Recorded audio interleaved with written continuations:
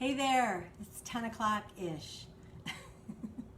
I used to have a restaurant called Spritz Burger with the Hardy Boys, and we didn't want to be one of those restaurants that when you came at 9:30, we'd say the kitchen's closed. You came at 9:31 and we closed the kitchen at 9:30.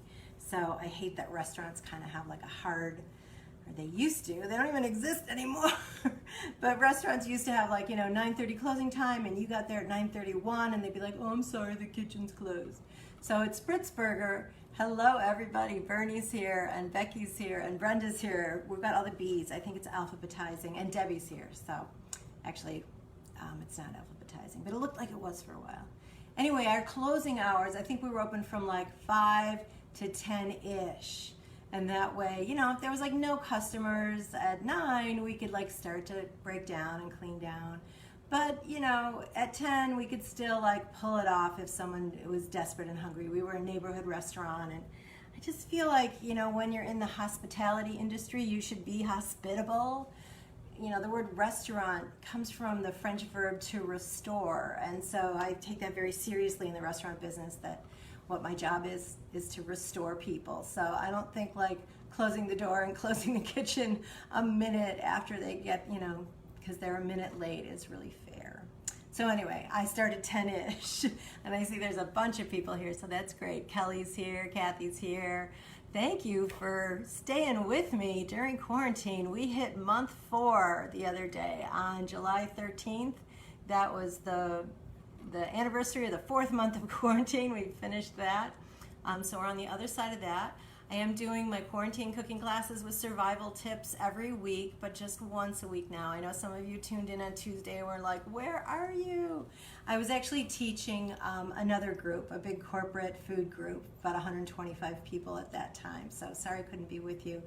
But, Mama's got to pay the bills too, so I had a paying gig that I got for Tuesday. So thanks though for trying to tune in. So it's going to be every Thursday at 10 o'clock for the rest of the month at least, and then we'll see how long this quarantine lasts. But I love cooking with you guys and having you guys in my kitchen. My name, of course, is Chef Gale Gand. If you don't know, if one of your friends has coerced you into watching this and you don't know why. I used to have a show on the Food Network. I write cookbooks. I have a root beer company. I have a partnership in a jerky company. So I'm a chef in Chicago, outside of Chicago, North Side.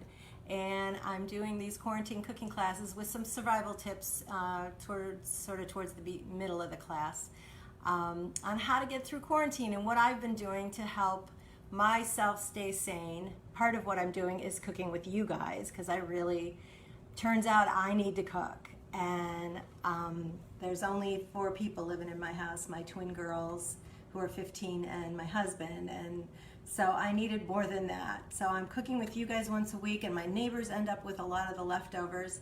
There is one house for sale on my street if you'd like to move to my neighborhood in Riverwoods, in case you want to be the benefactor of some of these leftovers. I will post the recipe afterwards, so don't feel like you have to write stuff down. Probably about a half hour after class is over, I'll go upstairs to my office, to my computer, and post pictures of what we made and post the recipe, so don't feel like you have to write stuff down. Every time I do a class, I have a special mug. So this is my mug for today. I'm not sure if you could, yeah, you can see it. So it's a mid-century mod set of china that my husband and I have. It's by a company called Taylor Stone, and this pattern is called Cathay, so C-A-T-H-A-Y, Cathay, which was sort of a term for China at the time. So I don't know if that's a play on words, that this is a China cup or that it was made in China. But these are from the 60s, and the reason I chose this mug today for my tea is because of what we're making. We're going to make lemon angel pie today, which is a recipe from the 1960s. I know some of you guys saw pictures that I posted. I made one last week when I was in Delaware celebrating my sister-in-law Francesca's birthday. I made a lemon angel pie and remembered, this is such a great recipe.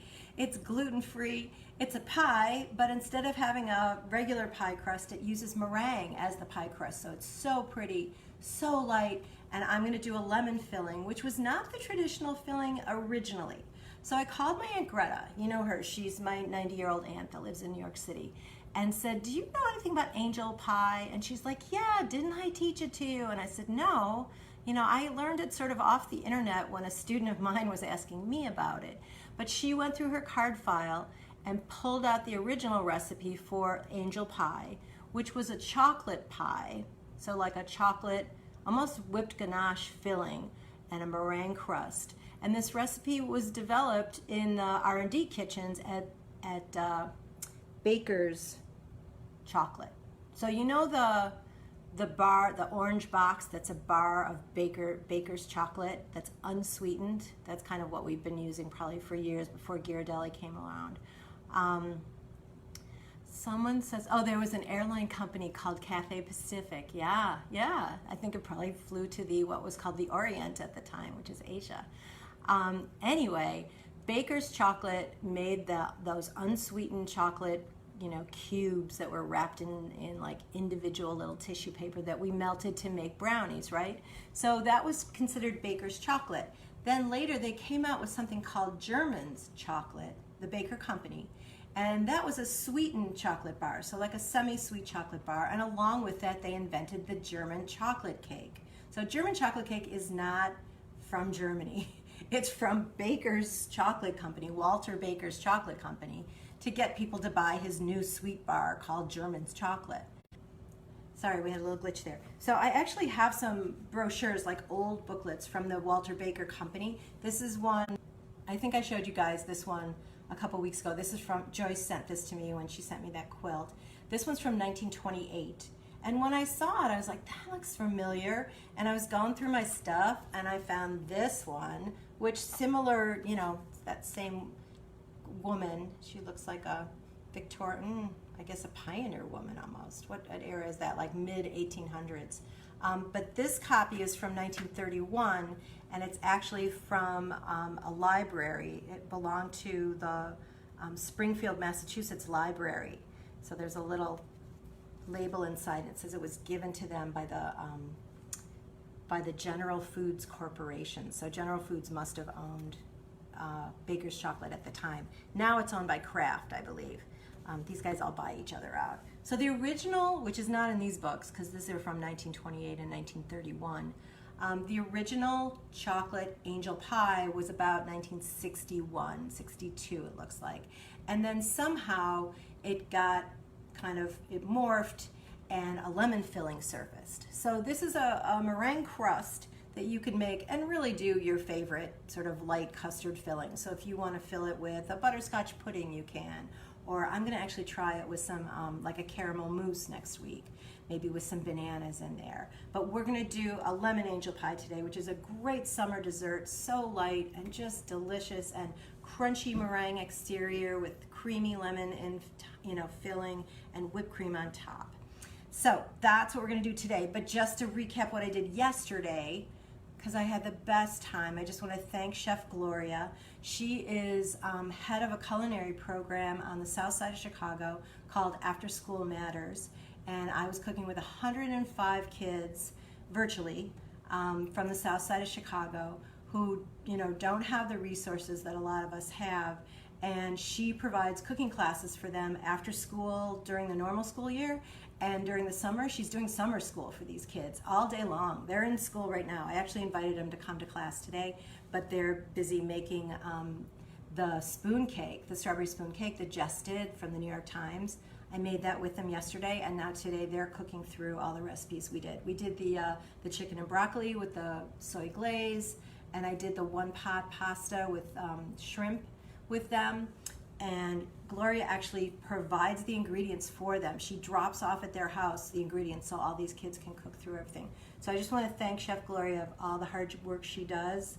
You know, she doesn't get in Food and Wine magazine, she doesn't get James Beard Awards, but she gets my gratitude and admiration, and she inspires me all the time working with these kids. So thanks for inviting me yesterday to cook with your kids. We cooked all afternoon together from like 1:30 to 4, and today they're cooking through the recipes themselves.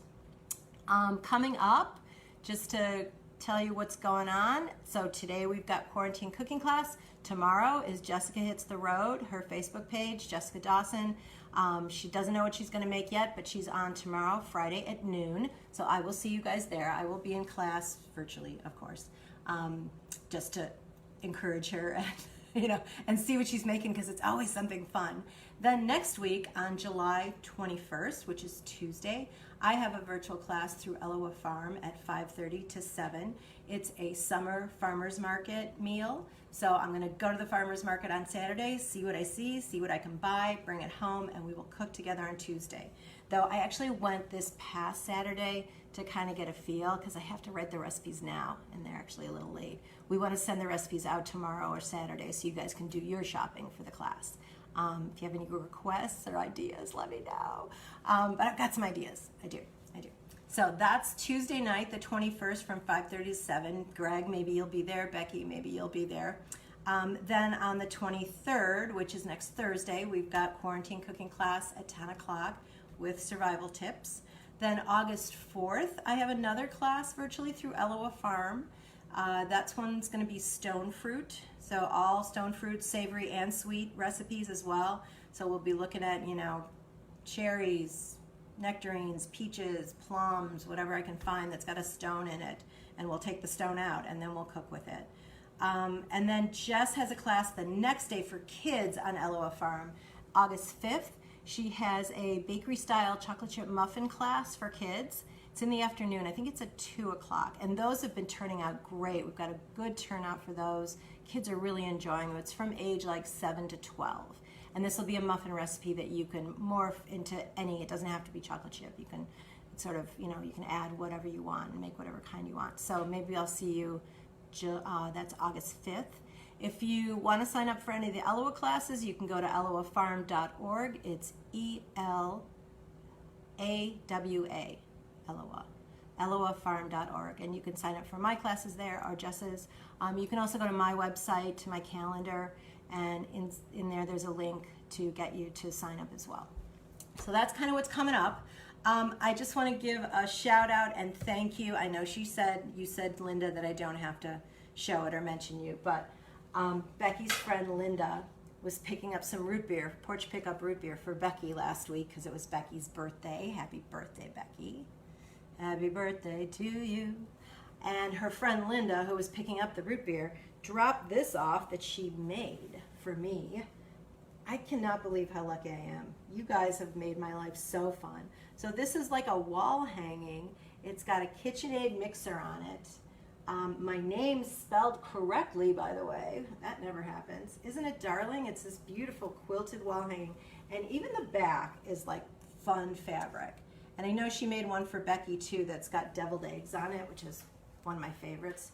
Not that I was hoping for deviled egg lining, but next time, deviled egg lining. Maybe deviled eggs just on the front. So thank you so much, Linda, for this. And I think she made one. She made one for Becky and someone else. I don't want to blow the surprise in case they don't have it yet. I want to show you my plant scraps, but let's do that later when we're like waiting for something to happen. Anything else? No, let's get cooking. Let's get this recipe going, okay? So we are going to start the lemon angel pie. First thing we want to do is make the meringue crust. So I'm going to just use a regular pie pan, and I'm going to spray it with a little bit of oil. You want to oil that pan, and probably what's safest is to do it in the sink, but I don't want to walk all the way back and be at the back of the room. So I'm just spraying this pretty well to grease it. You could also, just do it with like a butter paper. You just want to make sure that it's pretty well greased. And sometimes a butter paper, the butter wrapper, it greases things, but not very heavily. And this one you want pretty heavily, okay? So next thing we need to do is we're gonna take 4 eggs and separate them.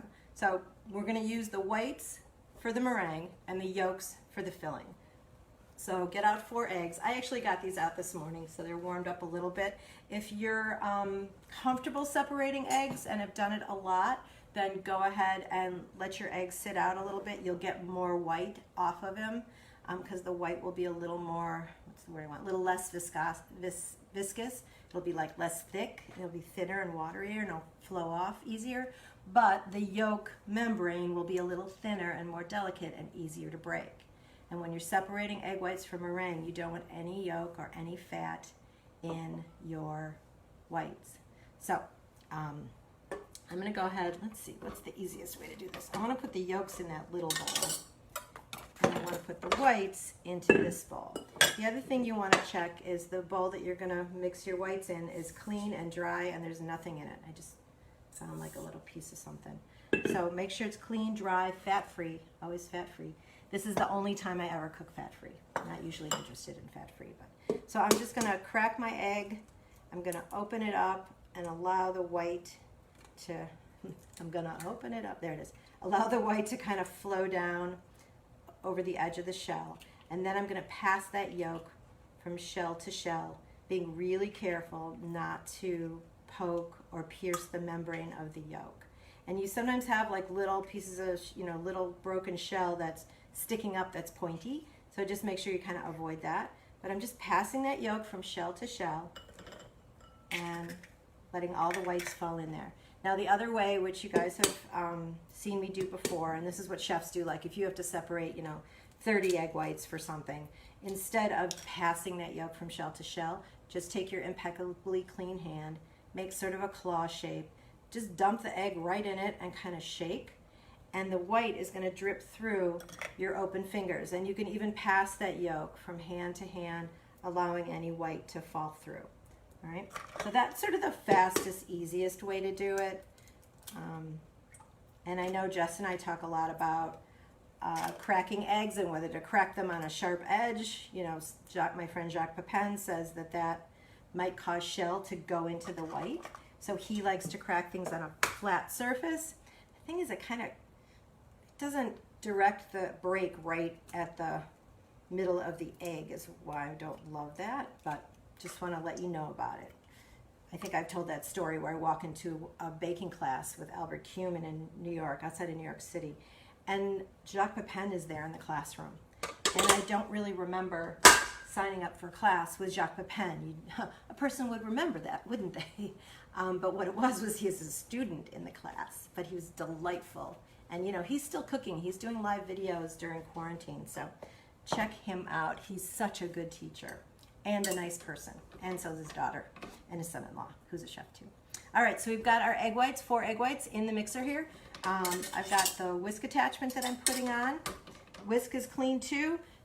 Just check your mixer, make sure there isn't any like whipped cream up there or anything that might, fall down into the bowl. The other thing we want to add is just a pinch of cream of tartar. Cream of tartar is an acid. It helps relax protein. Egg whites are protein and water combined. And they're these little tight protein chains, actually. They look kind of like slinkies.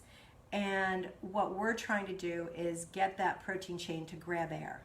Problem is, it can't grab air unless the air is in contact with the inside of that spring. So we literally need to like unwind the springs, turn them inside out, and then the meringue or the egg whites can grab onto some air. So part of how we encourage the protein chains to do that is by adding a little acid. So you've got, your myriad choices you can do. You can do salt, you can do vinegar, you can do lemon juice, you can do cream of tartar, which is a natural acid, and it forms, if you ever opened a bottle of red wine and there's like white crusty stuff around the top, that's natural cream of tartar. So I'm just gonna add a pinch, and I literally have, this is my measuring spoon that says pinch on it. I also have, here, this one's even smaller. That's my smidge. If you've ever wondered how big a smidge is, it's that. So here's my pinch measuring spoon. Actually, I think that's bigger than a pinch, but it's just funny, right? So add that cream of tartar. So this will last you almost your whole life. And let's mix and whip these whites till they're soft peaks. So the first thing that's going to happen is they're going to get it's going to look like bubble bath, like really big bubbles. And then gradually those big bubbles will get smaller and smaller and finer and finer. So if I show this to you now, let's show it to you. It looks like sudsy. You can see in there? Looks like suds, doesn't it? Right? So now those bigger bubbles are going to start breaking down and getting smaller and smaller. And we're going to whip this till it's soft peaks. Meanwhile, let's measure out the sugar. You need 1 cup of sugar. So 4 egg whites to 1 cup of sugar. 4 egg whites is about a half a cup. So, you know, 2-to-1 ratio, twice as much sugar as egg whites. And I thought instead of dipping out of the bag today, I would show you these are, you know, my canister set I use. I don't know a lot about it. It was a gift from my first husband. I'm on my third husband. My first husband, Brian Graham, he was like my high school sweetheart, and we were married 8 years. And he's a graphic designer and animator. So anyway, I think when we were still, you know, dating or something, he gave me a set of these canisters, and they're kind of Art Deco fonts. And you guys know my salt. So this is the rest of the set. I have flour, coffee. All right, let me show you this. It's almost at soft peaks. Let's see if it is. So I'm going to take a little bit out and then turn my whip up, and it's drooping a little more than I want, but that's kind of, oh there, wait, that's soft peaks, right? If we go much further, it's going to get kind of piecey and kind of start to separate. The water is going to start separating from the protein. So I think we're good. I think that's far enough. Karen Katz is out there. Hello. I think I'm supposed to be with you at this time. My friend Karen lives in Cooperstown, and we usually go for induction. I know, saddest story in the land, and it would have been almost now, like next week we would have gone. So I'm not with her. But I'm making lemon angel pie. I don't know if I did that when I was with you. Did we do that at your house, Karen? I can't remember. All right, so anyway, this is at soft peaks. Those 4 egg whites are at soft peak. We had a little bit of cream of tartar to bring it up, and now I'm just going to add that cup of sugar kind of gradually, like not, you know, a teaspoon at a time gradually or fussily, but I'm just sort of pouring it in slowly-ish, right? Now what we want to do is turn it up a little bit, and as soon as the sugar hits those egg whites, they're going to get kind of glossy and shiny and more elastic. Because what's happening is the sugar is finding the free water. Remember, sugar's always looking for humidity. It's finding the humidity or water in the egg whites, combining with it and dissolving and turning into like syrup, turning into almost, you know how corn syrup is chewy and liquid and elastic and stretchy? That's what's happening in here right now. So the sugar's combining with the water. It's making it more elastic. At this point, you really can't overmix. So don't worry about over-whipping. The sugar really sort of saves the day and makes it, it sort of binds the protein and water together so it can't separate. But we're going to mix this quite a while till it's nice and stiff and the sugar is dissolved. So part of how you can test that is you can taste a little bit, and if it's still crunching on the back of your teeth, if you kind of hear like sandy sound, then it's not mixed enough yet, all right? So while that is finishing up, let's get the pastry bag ready. We're going to pipe this meringue into the pie pan. Now you don't have to pipe it. It's just prettier, but if you're not comfortable piping, that's fine. You can just like spread it in there. But let's go ahead and get the pastry bag ready. So we're going to do what I always do, which is fold down the top about a 3-inch in. That way you can keep it nice and clean. And if I make a C shape with my hand, I can hold it easily, right? It's right under there. Rest it on my hand. And now I'm going to use a star tip. So this one's got like little spikes on it. This is my largest star tip. And you go ahead and throw it in there, and today it landed right in like it's supposed to. Sometimes when we're piping, remember, I twist and shove it in there to keep anything from flowing out. But this meringue is so like stiff, it's not going to go anywhere. So we don't really need to do that, okay? Don't worry about that.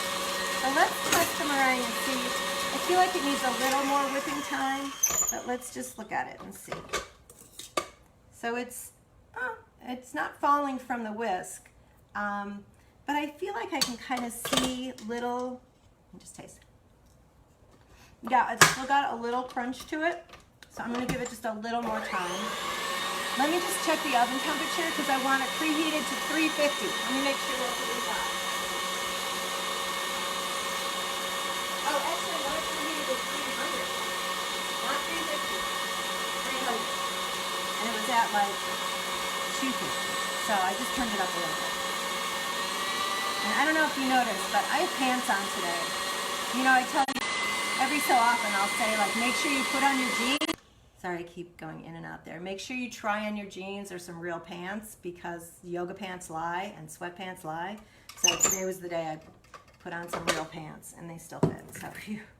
I have not put on the COVID-19. Keep joking that that's what the real COVID-19 is. It's the 19 pounds that we're putting on while we become bakers. You know, everyone's still baking like crazy, which I love. All right, so here's the meringue. You can see it doesn't fall from my spatula, so that means it's stiff enough. It looks beautiful.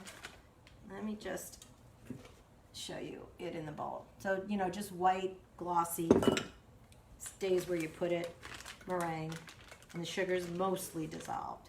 I still, I think if I tasted a little bit again, it would still have a little bit of crunch to it, but that's okay. So you're not, it's not like pavlova where we're mixing it so long that we get rid of every single little grain of sugar. It's a pretty high sugar content, so hard to get rid of it all. So put this all in your bag if you're gonna pipe it. If not, you're just gonna spoon it into the pie pan and kind of, you know, spread it up the walls. It is going to expand in the oven slightly, so kind of anticipate that. You don't want to do it too much on that top edge, but not sure if you noticed, I did grease the top edge of the pan because the meringue is going to touch there, and you want it to have a little bit of grease so it doesn't stick. That's the idea. All right, so now I'm going to pipe this meringue to make a crust. All right, so big star tip, and I'm just going to go around and sort of pipe a little up onto the rim and then sort of go towards the middle with a thin strip. It's almost sliding down the side of the pan. It's greased so well. So just go around with your star tip. Let me show you. See how I'm piping kind of up on the rim and then right to the middle? So the middle ends up getting a little built up, so once in a while, don't go all the way to the middle, just kind of trail off before you get there. Though we can always, if the middle gets like too full, we can always kind of flatten it out with a spatula, no problem. But all that overlap kind of makes it build up in the middle. Here, just going to show you again where I'm at. So I got about 2/3 done now. So let's keep going. I'm not going to go into the middle because I've kind of built it up a little bit, so I'm just doing the edge right now, but pulling it in to cover. All right. This is when it gets quiet in the house. No one's awake yet. Today's the last day of summer school. So the girls have, you know, virtual summer school. They're taking driver's ed. Today's the last day. And then I'm just gonna get this edge done. Whoop, I'm almost running out. So let me get the edge and then I'm gonna, all right. I'm gonna use my spatula to kind of cover the rest. So if you need to sort of spread it out, you can. There we go. All right, here is the crust.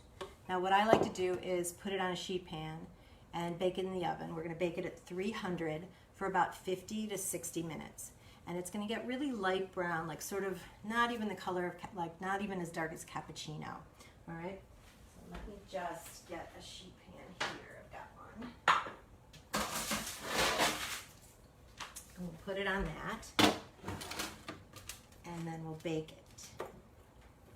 And I like to bake it on a sheet pan just so that if I do need to spin it or move it or get it out, it's easier than trying to grab the edge of a pie pan. And the oven is exactly at 300 now. So let's set it for like 30 minutes and then we'll check it. So I'm setting it for sort of half the amount of time. Actually, I'm going to turn it down a little because I'm hoping to be done in 30 minutes. So let's just set the timer for 25. And that way we'll still get to check it while you guys are in class with me, okay? All right, so it's set for 25 minutes. Perfect. Great, so that's the crust. Now the next thing we want to do is make the filling, and there's two parts to the filling. There's some whipped cream.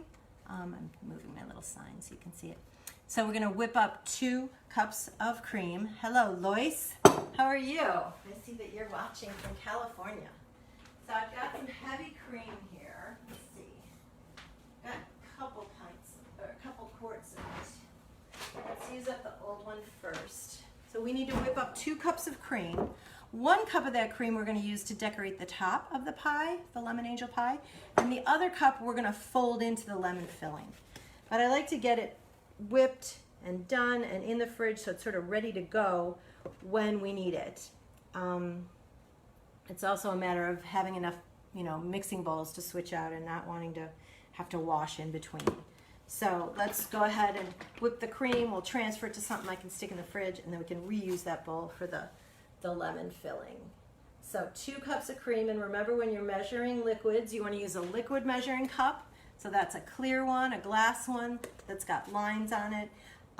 But also you want to get down at eye level to that line that you're measuring to get a really accurate read. And the reason we use a liquid measuring cup for liquids versus a dry measuring cup, dry stuff you can level off. Liquids are not flat on top, turns out.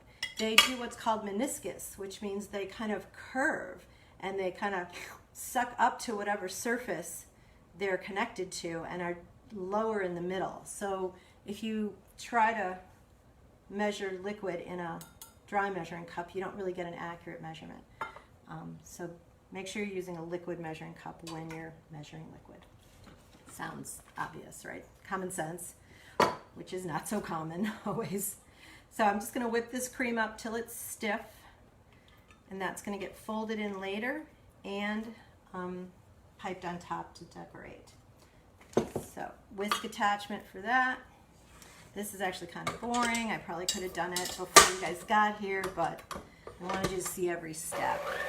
That way when you're making the pie, you'll be like, oh yeah, I remember she did that.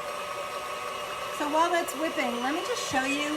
Remember I was like cutting off the bottom of my lettuce and putting it in water, and bottom of scallions and putting them in water. They've all rooted, is that the word?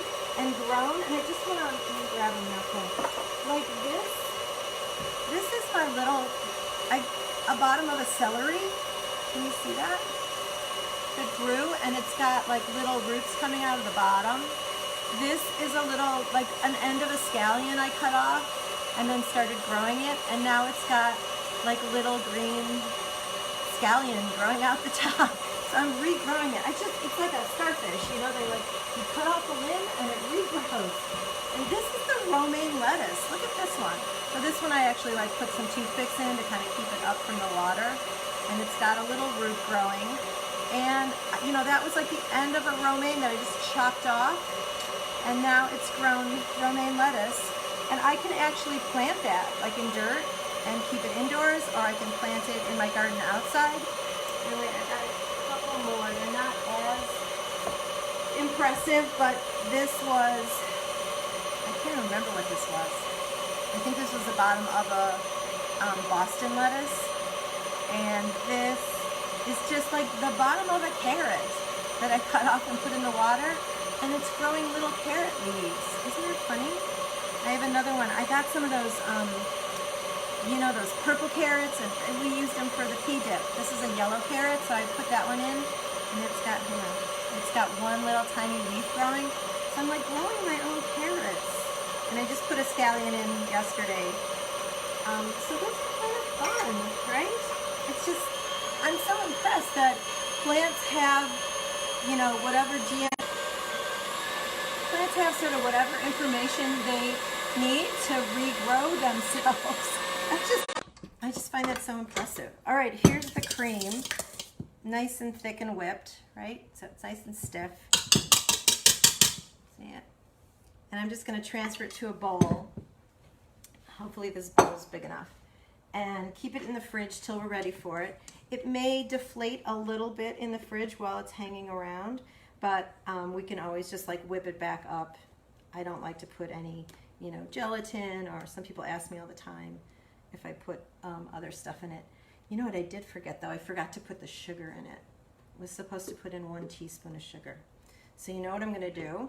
I'm going to put it in now, just sprinkle it over the top, and then later I'll just kind of fold, and it'll probably be dissolved by then. All right. So now the sugar's in there. Just kind of takes that plain flavor away. All right, where can we fit this here? On top of the lettuce. Okay, so got the cream done. Now we've got to make the yolk filling, or the lemon filling actually. So I'm going to go ahead and use the same bowl. I don't think it's going to hurt it too much. It's got a little bit of cream in it. But let's go ahead and put the ingredients in here to make the lemon filling. So we're going to use the 4 yolks that we saved from the whites, okay? And we're going to add some sugar to that. We're going to add a cup of sugar, so half a cup. And we're going to whip it up till it's really light and fluffy. Sometimes it's called lemon yellow or ribbon stage. So sugar in. As soon as you get that sugar in, you want to get it mixing, because sugar does, as we mentioned, pull moisture out of things. It also kind of cooks the protein in egg yolks. And so you'll get like little hard pieces if you like let that sit for 5 minutes while you go do something, or you take a phone call. It'll start cooking the yolks or the protein. So you want to get it mixing as soon as you get the sugar in there. And while that's mixing, let me turn on the water. So I've got a pan of water here, okay? Just like a saucepan with about 1 inch of water. And we want to heat that up because we're going to cook the yolks over hot water. So let's get the water heating. The other thing we need is sort of the star of the show, the lemon. Already these yolks and sugar are kind of light yellow colored. So let's go ahead and get the lemon ready. So I've got a couple of lemons here. Remember, when you're using lemons, one of the most important things besides washing, which I already did, is to take the label off, especially if you're going to be using the rind for anything. And you know how I know that that's important, because I've forgotten before. Hopefully not on camera. So we need rind and we need juice. So you always want to get your rind first, because if you juice it, it's going to be very hard to grate the rind off. You want a tablespoon of rind. And I'm going to use my microplane. Some people, when they use a microplane, they hold the fruit still and they kind of run the microplane over it. I do the opposite. I hold my microplane still and I run the fruit over it. So let's go ahead. I'm just going to kind of rub, like swipe the fruit down on my microplane. And some of that rind is falling out the back onto my cutting board. That's why I've got a cutting board under it, just to catch it. We want a tablespoon, so quite a bit. So I'm thinking it's going to be this whole big lemon. These are pretty big lemons. These were 49 cents each. So not a cheap lemon, not the 10 for $1 like I like. Limes are 10 for $1 right now. But look how much is on the back of my microplane, right? Plenty. So just whack that out. And do we think that looks like a tablespoon? Let's kind of bring it together. Yeah, I think that's a tablespoon. All right, so all of this is going in, and now we can juice this. So to juice it, I like to use, one of these guys, which my friend Steve McDonough always taught me to use one of those. He's a cocktail maker, mixologist, and so he always uses that. So I'm just cutting the ends off because this lemon's so big, and there's, no juice in the ends. It's just pith. But that way maybe they'll fit into my lemon squozer. So I'm cutting it in half, and it's a little counterintuitive. If you haven't used one of these before, the first time I used it, I put my lemon in this way, but you don't actually. You actually put it in cut side down because you've got holes in the bottom. Grace, good morning from Rochester, New York. How are you? And this lemon's so big, it's actually not going to fit in. Half of it's not going to fit. So I'm going to go ahead and cut it in half again. And then let's juice it into this little bowl. That's the bowl from the yolks, but that's okay. So I'm putting those in cut side towards those holes. And we want to end up with 3 tablespoons of juice. So I'm just going to juice the whole thing. And then if we've got leftover, that'll go for some watermelon lemonade or something fun. So when I juice these, I actually squeeze it so the juice can come out the bottom, but then I turn it to the side too, because it seems like some of the juice wants to go up. So that way that juice can get out too. So squeeze facing down for most of it, and then just turn it to its side and you'll see that there's a bunch more. And you know that tip, if you want to really get a lot of juice out of your lemon, throw it in the microwave for like 5 seconds. Sometimes we even like roll it on the counter. That's sort of a waitress trick or restaurant trick. And then put it in the microwave for 5 or 10 seconds and you'll get even more juice out of it. Okay? All right, that should be plenty. That looks like it's going to be. So let's go ahead and measure. I do have a seed in the bottom there, so I just want to make sure I don't get that. But here's 1 of juice, 2 tablespoons fresh lemon juice, and yes, you have to use fresh because you're going to need the rind anyway. So get yourself 1 lemon and use fresh, okay? Really makes a difference. And there's the 3rd tablespoon. Okay. So I'm mixing that in. You also want to put in a little bit of salt. So just how much? 1/4 teaspoon of salt. So of course, measure that exactly, throw that in. The salt makes the sweet taste a little sweeter. Okay. Oh, really? Sure, yeah. I'm trouble pronouncing your name, I'm so sorry. He says that lemons are $1 each in your small town in Texas. Are you in Texas? That's where you are? God, $1. Don't they grow down there? Because it's like super hot, which is what citrus needs. Really, $1? That's crazy. All right, so we've mixed this together. Got the salt, the juice, the lemon rind, sugar, yolks, and it just kind of looks like, I don't know, like mango juice. It just looks like a, light juicy thing. But now we're going to stick it over hot water. This water is simmering now.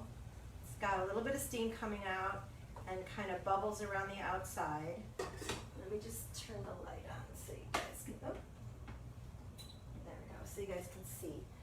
So I'm just placing my bowl right over that hot water, and I'm going to whisk it every so often to cook it, to thicken it.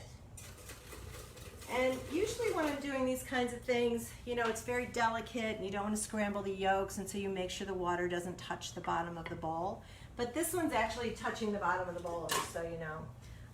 So I'm going to give it some extra attention just to make sure that it doesn't get overcooked or scrambled.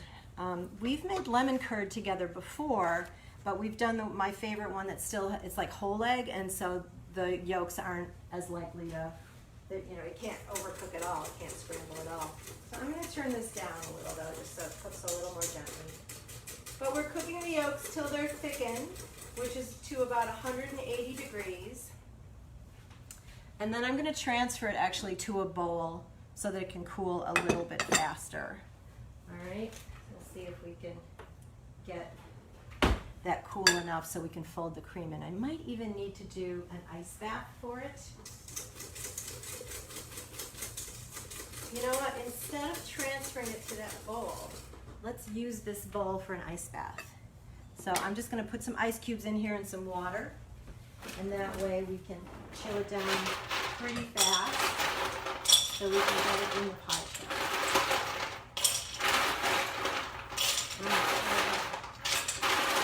If you've never made an ice bath before, what you do is just put some ice in a bowl and then put water in it. Cold water, though it'll be cold water, whether you like it or not in a second. But put enough water in that when you set in the other bowl, it's kind of submerged and will help it cool off faster. So see, I've got ice cubes and water. I'm just going to put this to the side for now, okay? While that cooks. And let's see.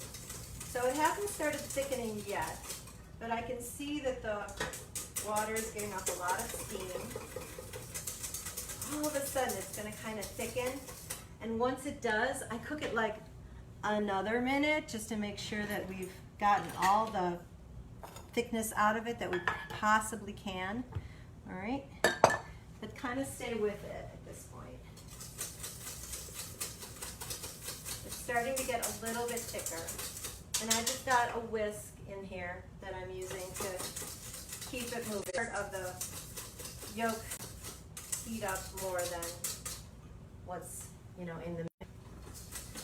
So go ahead and keep it moving all the time. I just want you to see sort of how thick or thin it is. It's a little bit thicker than it was before. You can see some bubbles forming.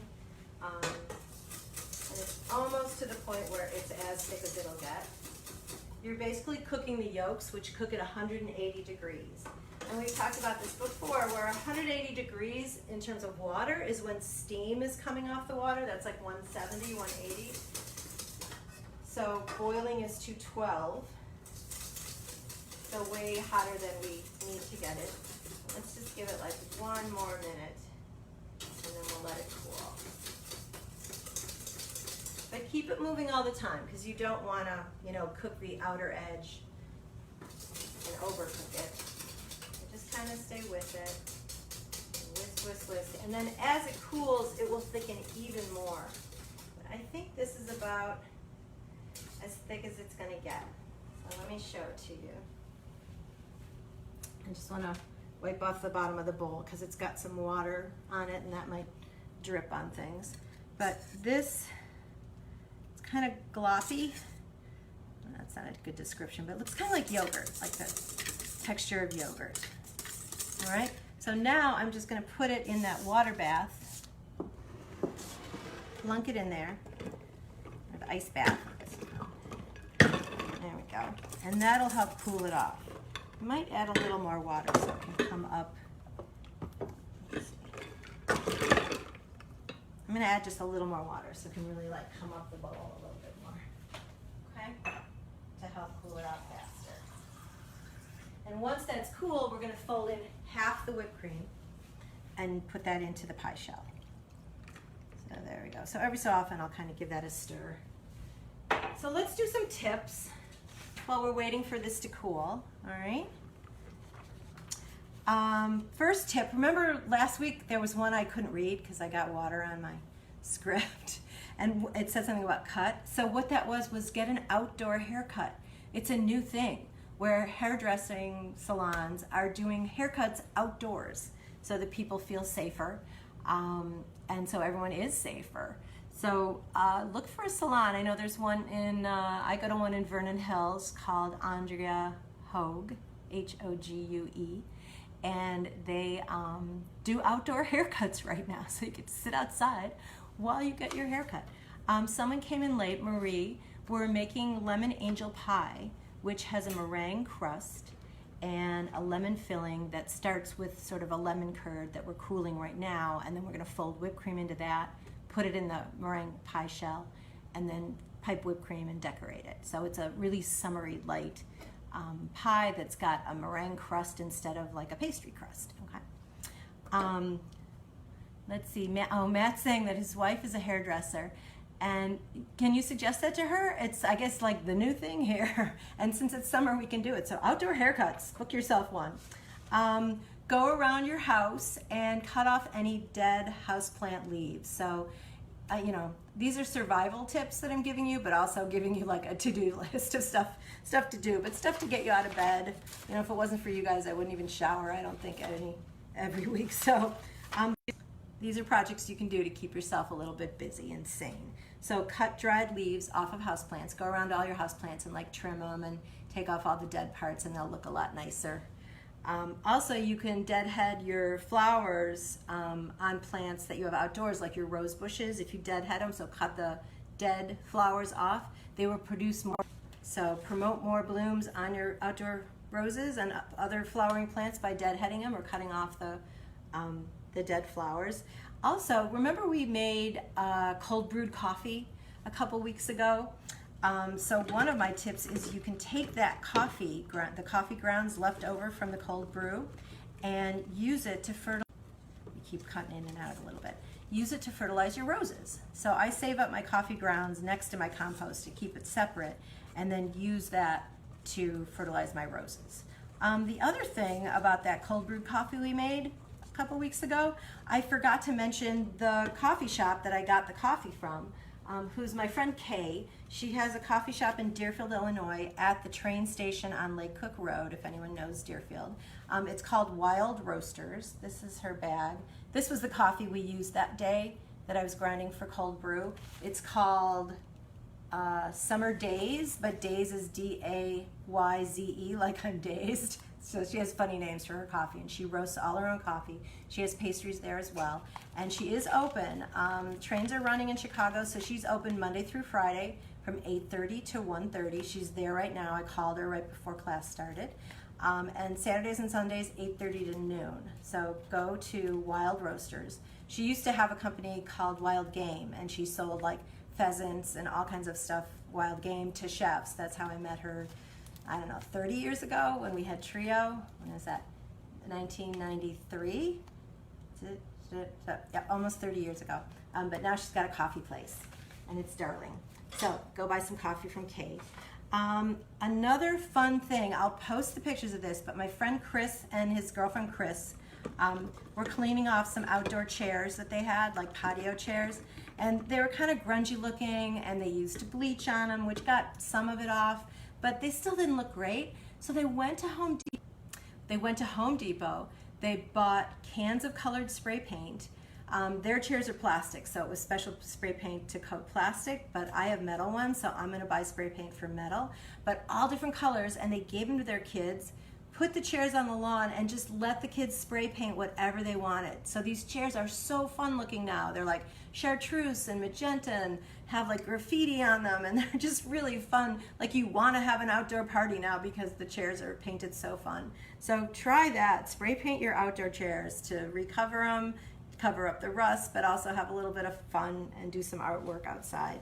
And also, by the way, it is Chris's birthday today, so happy birthday, Chris. Happy birthday to you.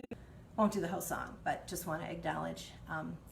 The other thing, you know, it was Janine's birthday a couple weeks ago, my friend Janine, who lives close by, and her birthday present finally arrived, and I got one for myself too, so I just want to show you this thing. It's hard to guess what it is. It's leaf-shaped, so that's a hint. This is actually a leaf stripper. So if you eat kale, like my friend Janine does because she's vegetarian, you take the stem of the kale, you stick it through the hole and pull, and it shreds the leaf off of it. I can't tell you the website where I got it because it was one of those like late night advertisements on Facebook that I just got sucked into and ordered, and then waited like 3 months for it to come. So they take a long time, and I could never like find the confirmation email even to figure out what company or to complain that it hadn't arrived yet, but they arrived the other day. So, and I tried Googling like kale stripper, leaf stripper, I couldn't find it, but it's got all different size holes. One, you know, the tiny ones are more for like stems of thyme or rosemary. When I was doing you guys saw I made, because I posted the pesto recipe and posted the pesto photos, you can stick the stem of the basil through this and pull, and it shreds the leaves all off. So get one of these. They're kind of fun. Kale stripper. And then Matt had a couple tips that he sent me right before class. Thank you, Matt, for doing that. One is to move your bed and your nightstand and your dresser and vacuum underneath them or vacuum behind everything. And the other thing is to pay it forward one time today. So apparently he did at Dunkin' Donuts, and he said the person that he paid it forward for was just speechless, and it was just a lovely moment. So if you want to do something nice that's not much work, all you have to do is the next time you're at the register, pay it forward and pay for the person behind you as well, okay? So thanks, Matt, for the ideas. I heard the beeper go off, so let's just check the crust. I've got one already baked off, so don't worry, you don't have to wait for this one, but just want to check that it's not running away from us. The oven's a little hot, it's 350, so I'm going to cut a little bit of time off the bake time. I'm going to set it for 20 more minutes, so that would be 45 total, though the recipe I'm going to post says 50 to 60, so I'll double check that before I post. All right, so those are our tips. Hope that helped with your survival for this week. We've still got to make it through till next week, right? Because I want to see you guys in class. The yolk mixture is very thick now and nice and cold, so that is fine. I'm going to just put the ice aside. So the other thing we're gonna need is some lemon slices to decorate the top. So let's just get those together. And I'm gonna cut this lemon in half from pole to pole to make lemon slices. To cut it this way and then cut down. So we need maybe about 10 slices, and make them as thin as you can. People aren't really going to eat them. It's just for visual reference. If people are like, what kind of pie is that? And they're like, oh, I see, it's lemon. We might actually also garnish either with some blueberries or raspberries on top. Not that it needs it for flavor, but just it's kind of pretty color-wise. All right, so we've got our lemon slices. Here's the lemon filling, but we need to fold in half the whipped cream into this. So I'm just trying to get it off the whisk attachment, the hand whisk, so I can fold in. I'm going to use a spatula, rubber spatula. This is actually like a spoonula. But here's the lemon filling, right? Pretty thick. We're going to fold half that whipped cream in that we whipped before. And I'm just going to give it a little quick whisk as well, because remember I cheated and put where's the cream? Is it this one? I put the sugar right on top because I forgot to put it in. So let's just like whisk that in too. So that way if any of the cream kind of deflated a little at the bottom, that helps bring it back up, and now the sugar is mixed in too. So half of that is going to go in to this lemon filling. We'll fold it in. So see if you can estimate how much is half. That's about, does that look like about half? Hold on, I got a little lemon in there. Okay, that's the second half. We're going to save that for the top to pipe. So let me put that back in the fridge.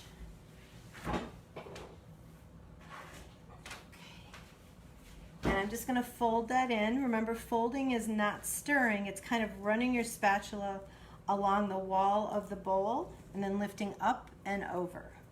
So you're trying to not beat out any air that you just spent so much time getting into the whipped cream. But folding it together, you kind of lift, don't see any more streaks of the lemon filling. So right now, like I see a big streak. Can you see that? So I'm going to keep folding. Okay. There we go. I love doing these classes with you guys because, when I had Sweet Dreams, I had 22 minutes to make like 3 recipes, and it was such a rush, and I couldn't really, get to know you as well and talk about personal stuff as much. These classes, hardly matters how late we go. It's almost 11 now, so we've been about an hour, but we're close to getting done. We'll be done in like 5 minutes, so I'll just take up 5 more minutes, maybe 10 more minutes of your time. But now this cream looks folded in really well without deflating it, so I'm pretty happy about that. And it will sort of firm up as it chills. And let me show you the crust that I made earlier. So here's one I baked off this morning. This is what the meringue crust looks like. You can I did a glass plate so you could see. And it's very light brown. It almost, it looks like it's going pretty white just because of the lighting here. But it's very barely light brown, okay? So just a tiny bit of color. And this one I took out of the oven right before I started class. So I took it out at 10 o'clock. It's 11 o'clock now, so it's been cooling for an hour. And I'm just gonna feel the bottom of it to see if it's still warm, which it is not. So that's about how much time you need for it to cool off, or less. When it first comes out of the oven, it's pretty inflated. Like it almost looks like it's not going to fit any filling in it because it's kind of puffed up. But as it cools, it sort of sinks a little in the middle. If you find it doesn't sink enough, you can sort of like ease it down a bit, like press it down a little with your hand to really make a depression. But you might not need to, okay? But feel free to kind of, help it settle down. Now I'm going to go ahead and put the lemon filling into that meringue crust. This is a very light looking pie, not only air-wise but color-wise. So it's, a light brown, lightly toasted meringue. This lemon yellow filling, but it's like a pastel yellow, really. So get as much of it in as you can. Got that bowl scraped pretty clean. Make sure you scrape it as clean as you can, though that takes away any, finger lickers. And then spread it out. You're gonna leave some of the edge showing, so it's not gonna go all the way to the edge. I've got about 1 inch of that piped edge, which is just really pretty. We're gonna also put whipped cream on top of this, but more in like rosettes. So the main filling is gonna be the lemon. I wanna get all that filling off. There we go. So I like to pipe whipped cream on top, but have a little bit of the lemon maybe show through. So don't feel like you have to cover it completely. So here's the lemon filling in the meringue crust. Fun, right? All right, let's get the whipped cream into a bag. And then we'll pipe. And I'm gonna just bring that whipped cream up one more time just to make sure it's super stiff. This is that whisk I still, used for it last time. So. Yeah, it looks stiff. Okay. It's fine. And now, so we're going to use a pastry bag. And what kind of tip do we want to use for this? I don't want to use the same size that I did for the crust. Maybe I'll use a star tip, but one that's a little smaller than that. But still, like, there's this one, it's got kind of big points on the star versus this one that's got sort of really tiny ones. But I don't think we should mix different sizes of star, I don't know how to say it, like the size of the little points of the star. So I'm going to use this one that has the bigger points, but it's a medium size. Fold down the edge. So we've got to keep it clean on the edge there. I'm going to go ahead and make that C shape with my hand. And lots of spatulas today to get this whipped cream into the bag. And I don't think we need to plug the bottom because I don't think the cream's going to come out. It's pretty light and not very liquid at all. But if you were piping something that's kind of liquidy, you'd want to twist that bag like I've taught you before and shove it into the tip hole to keep it from coming out. But you can see the whipped cream staying where I put it. So now we can undo the collar. Okay. And now we're going to pipe the top. And I'm trying to figure out how I want to pipe the top. I think I'm going to do like whipped cream sort of towards the center, but I'll start with sort of, not a rosette, but like a little, go around, around, around. And then we'll do the lemon slices sort of in between. How's that? So I'm going around, then smaller, then smaller, then smaller, and then pull towards the center. So it's kind of like a rosette on its side, but then I keep going. But you can do whatever you want. 5. So I'm going to do a lemon slice like in between each one. These are kind of like when we did we ever do the meringues together for the tea sandwiches? This is kind of how I pipe those. You can take Blueprint, and it's got those on there. All right, I'm going to, so one in the center. Aw, looks so cute. Here, let me just show you. See? So I piped all the cream on the top. Now let's go ahead and garnish with the lemon slices. Whoop. And the lemon slices, they do have a lot of seeds in them. So if you can knock some of those seeds out, great. I mean, not that anyone's going to eat the lemon, but I'm going to put the lemons in between the whipped cream, I think. So they're like fins. They're angel wings for the angel pie. And some of those slices towards the end of the lemon are smaller, kind of shorter, so I'm going to avoid those for now unless I really need them. So I'm putting these slices of lemon in between the whipped cream. And I was just thinking, I'm betting like this weekend, some of you will make this. So this is going to be like on all kinds of tables this weekend. I love that. 2 more I need. All right, there.